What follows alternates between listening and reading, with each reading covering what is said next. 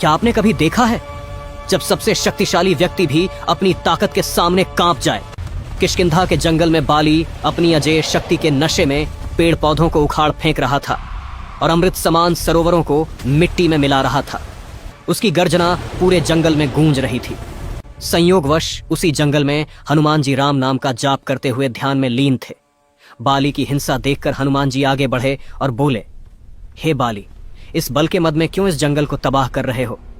राम नाम जपने से मन और लोक दोनों सुधरेंगे। बाली ने क्रोधित होकर कहा, तुच्छ वानर, तू मुझे राम नाम का जप सिखा रहा है? अपने राम को ही बुला ले मुझसे युद्ध करने के लिए। हनुमान ने क्रोध में उत्तर दिया, हे बाली, तुम श्री राम को रहने दो, पहले मुह तुच्छ सेवक को हरा कर देखो। बाली ने दूसरे दिन के लिए युद्ध तय कर दिया। अगले दिन हनुमान जी युद्ध के लिए निकले।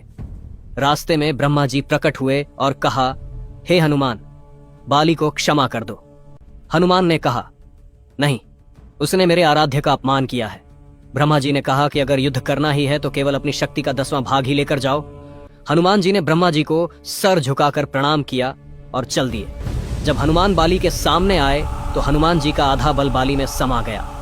बाली का शरीर फूलकर फटने लगा। ब्रह्मा जी ने कहा, अगर बचना है तो हनुमान से जितना हो सके दूर भाग जाओ। बाली तुरंत वहां से भागा। आगे ब्रह्मा जी मिले और बोले, इतना भी बल सहन नहीं कर पाए तुम।